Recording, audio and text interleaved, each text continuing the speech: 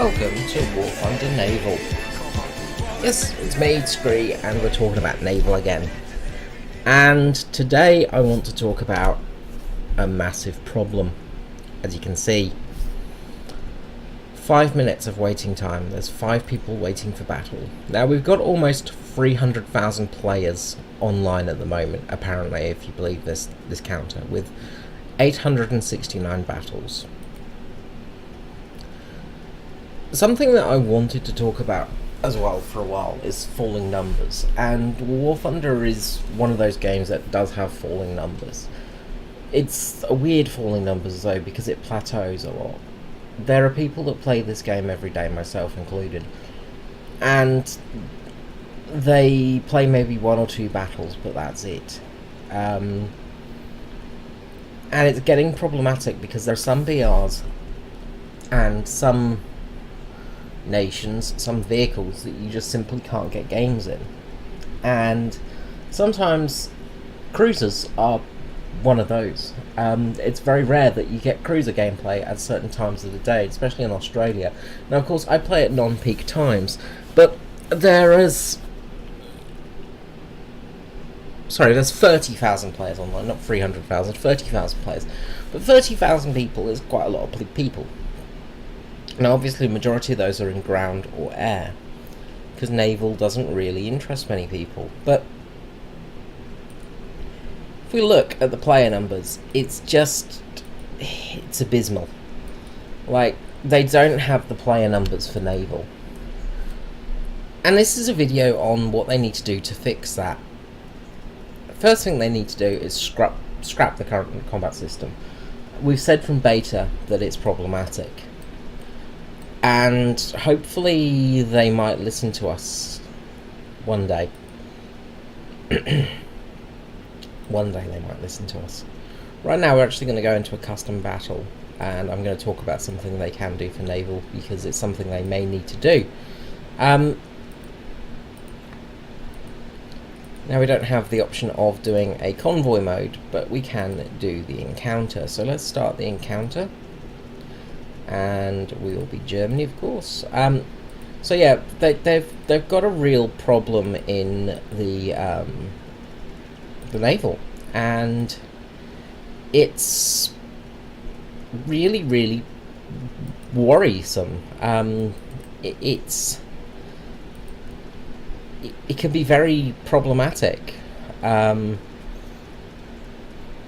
know, they simply don't have enough players now at certain times for it to be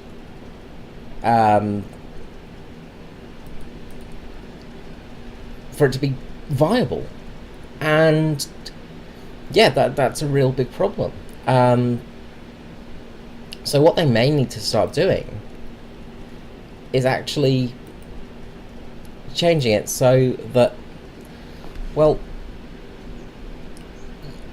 a little bit like another naval game that I won't say for this video, but a naval game we all know of that is got ships in it and is a world, and has many warships, but they have a PVE mode, and I think it's time for War Thunder for Gaijin to actually start looking at this option, because we need PVE in this game now.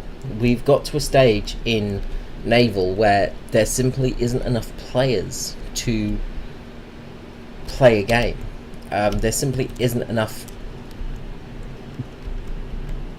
There simply aren't enough people to start a game and actually make it a viable option, because, you know, when you got 10 to 15 players a day, like, it's not enough. It really isn't enough, and it's a shame, because naval is very cool, and it's a gameplay that I really want to play in, but you simply can't. If you can't play games, if you've got to wait 15-20 minutes for a matchup every game, you're going to play maybe 1 or 2 games maybe, and with that you're not going to get the research points you need for the ships that you're playing. You're not going to get the gameplay that you need to play. You know, if you're not getting gameplay, what's the point in playing? You know, you can't play these ships, you can't unlock the ships, you can't research the ships when you don't have games, and that makes it very hard. You know, like, if you don't have a game, why am I playing if I don't have a game? What's the point in this if I don't have a game to play? These ships are fantastic. Look at them. They're beautiful. They've done so much work and effort into the detailing, and the ships are beautiful. But the gameplay is simply not there. This game does not have enough gameplay to exist. You know, and the servers are going to be costing them money, of course, and the servers are going to be something that is, you know, you have servers. You need to pay for servers. And the gameplay, if it's not there, what's the point in having these servers up and running? Because it's just going to be costing lots and lots of money for something that just simply doesn't exist, you know. And it's just... you've got to wonder what their thought process is. Like, of course, not every nation has ships at the moment, but that's not the core issue here. The core issue is that, you know, without the player base, you can't play the game. What are you going to do? Have it so that, you know, you can play this mode in sort of custom battles and earn experience through that? Because that's the only way that you're really going to be able to do it at the moment, is with custom battles actually have the ability to earn XP, because otherwise you're not going to be able to earn any XP in these games. You know, like, really, what's the point in having a mode that's not being played? And that's where it falls into this sort of weird section now that War Thunder Naval is in, that we don't have players, so what's the point in playing? You know, what's the enjoyment of owning a beautiful cruiser when I can't play it? You know, what's the point in destroyers when you don't get games in them? What's the point in any of this when you can't use it? And it's sort of just like, what do we do to fix this? And as I said, the obvious way to do it is to have PVE, to bulk up the numbers, have player versus enemy, have actual PVE game modes. But don't do it like they've done with the horrible system that they currently have in PvE, with the you basically just fly up to a horde of enemies who have got no brains whatsoever and just aimlessly fly around and do nothing all day. Make it so there's actually a point to it. So make a naval battle where you are hunting down the enemy ships via transport ships. You know, maybe have them so they are on this massive route with cargo vessels and all of that sort of, like, you know, make it so you are fighting an actual convoy, and with that convoy you could actually have it set so the AI doesn't struggle as much, because the AI struggles an enormous amount in this game. They're not very smart. Once they get damaged, they're pretty much bollocksed. You know, they don't know how to fix their ships properly. They don't know how to sail ships. You know, it's problematic because the AI is fundamentally quite dumb. But if you actually have it set so there is a convoy mode, so there is actually a logical set of ships going along and they've got a path to follow and an objective to keep, such as keeping a ship alive, the AI are not going to struggle nearly as much. The AI are going to be able to actually do their part. You're just going to ram me, are you?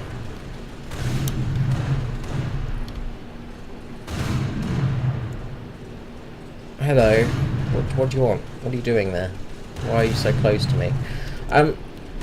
You know, this is the thing with AI boats. Look, you've got this AI boat just coming right up to me and it can't do anything to damage me. You know, it's just silly. The AI don't release their torpedoes. You know, they're sort of just, as I said, they're just dumb. And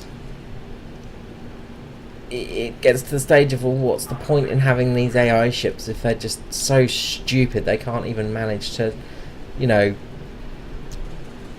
fight the enemy? Like, it makes no sense. So having a convoy of ships and AI ships and things like that would allow them to actually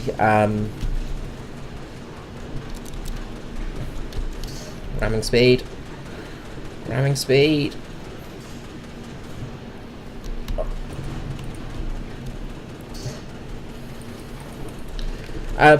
would allow them to actually do things. You know, it just, as I said, like, you just need these convoys to actually have a point. And if they made convoys that were, you know, actually having escort vessels such as AI ships, you know, AI ships are able to follow a path and keep up with the convoy and keep these things safe. You know, like, you could easily have it so that, you know, you're fighting a large enemy fleet, and, you know, if you're fighting a large enough fleet, it is going to have difficulty to it, because you're fighting, say, look at this dumbass AI, it's just going to sink. But, you know, if you have if they actually incorporate slightly better AI performance, and actually have a fleet of vessels convoying ships, you know, in a line, and you do get RP for it, and you get, you know, you get similar sort of rewards for it as you would in just a pure PvP base, then people would play it, for one, but also people would have a slightly different enemy to face. You know, it would really spice things up. It could really make for something that actually is different and actually makes the game stand out, and have something that is just not, you know, constant cap A, B or C. You know, like this mode they're trying to actually install at the moment. You know, if it was actually implemented properly, it could be something that is just superb. But the problem is they've half-arsed it, and basically, so every team has the same objective, to sink the enemy vessels. Okay, well, that's good, but what's the point in that? You know, what are we going to get? It's not very, you know, you're not getting a mass of enemy sort of. It makes no sense to have these vessels parked so close to each other, say, and you just go, well, how would this have happened? You know, like, this isn't a very realistic scenario. Having actual scenarios in the game could be a very cool little feature.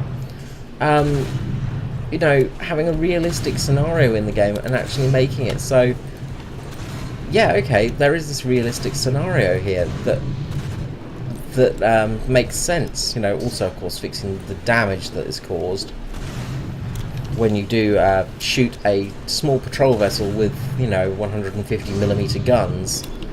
They don't survive it very easily. But, you know, it just doesn't really make any sense at the moment, and it just, having this mode actually where you're chasing down a convoy and a large map, you know, so you start off at, say, 10 kilometers away from the enemy convoys, and you have to try and catch up. So you have to go full speed. You have to really be a bit reckless to catch up to the main convoy, or just have incredible luck with your shots to hit them. You could have things like minefields and that, like, in the obvious point. So, say this bit, say this strip of land here is mined, you know, and so you have to be very careful. You could actually have the minesweepers doing their job and have the ability for them to actually sweep mines. You know, oh my gosh, what a crazy idea. But allowing this sort of gameplay to be could be a really neat thing, and it would add really cool mechanics in. You know, and then when we do get bigger boats, because we are getting heavy cruisers, we are getting battle cruisers and all of that sort of action, sort of ship. and we will be getting battleships at some stage as well. But when we do get them, it will actually mean that they have some purpose, and you know, we'll get matches rather than you just sitting there for 10-20 minutes without a single game. And then when you do get a game, it's just extremely one-sided, because one team has just got all the cruisers in the world, and one team has just got a couple of patrol boats and capped all the zones. Instead of having that happen, you would actually have matches where you have to have teamwork and try and work out the best option. You know, you could have it so that you can only use you've got, maybe you're under attack from, maybe you're in the convoy, maybe you're leading the convoy, you've got a aircraft carrier that you've got to protect, and only planes that could take off from the aircraft carrier are the only planes that are allowed. So it would give you a real emphasis to focus on those naval planes, which are sometimes not as good as their Air Force brethren, because of course naval fighters and attackers had a different sort of opus morandum operating need. You know, they tended to be a little bit slower. They had to be able to land on a carrier and all of this sort of thing. So it would put them on equal terms, and it would allow for an equal playing field for those types of planes. And again, it would be kind of cool to have that and actually have people taking off from aircraft carriers. You know, you'd have to actually be able to take off from an aircraft carrier or land on an aircraft carrier. It would allow for naval helicopters as well to be a viable option. It would really make for a different kind of gameplay, and it would really help enhance it. You could have it like Enduring Confrontation, say, if you did have it in the sort of you are the escort ship role, where you do have waves of enemy ships coming at you. The first wave could be attack boats, so small attack craft, or it could be randomised, so you never know what's going to come at you, but you've got to be ready for them. So the first wave is these small attackers and things like that, and attack aircraft. So you've got sort of you've got to watch out for those aeroplanes and all that sort of stuff. You know, it would be a very, very neat system. And then of course you'd want to have fighters up to sort of protect your convoy. So allowing you to switch from your boat to the aircraft would be a very good idea in this sort of mode as well. So right now, say if I was like, okay, we need to get a fighter up, similar to arcade, but you're basically, your ship just goes onto AI control mode, and it just stops, sort of thing. All the gunners remain working, you know. And the thing is, you know, your main gunners will work. You know, they've made it so that you can.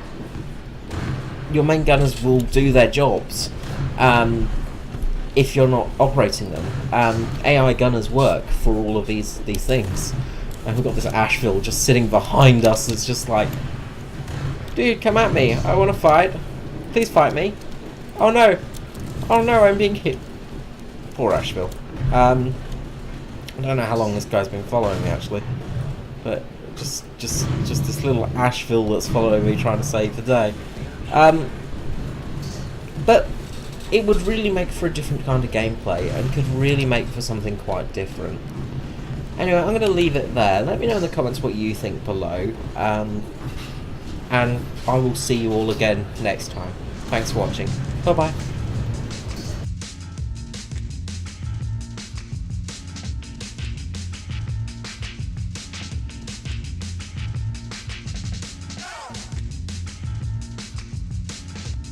Hi guys, now just a quick charity shout out here for the Cat Adoption Foundation in Adelaide, Australia. It's a no-kill fostering foundation and network And right here we're seeing some of the kitties that are up for foster, other than the big black panther who is actually housed. Basically just calling out for any shares in the world or people that are willing to donate anything to these guys. They really do a great job and look after all their animals. Thank you so much, have a great day, and I'll see you next time. Bye bye.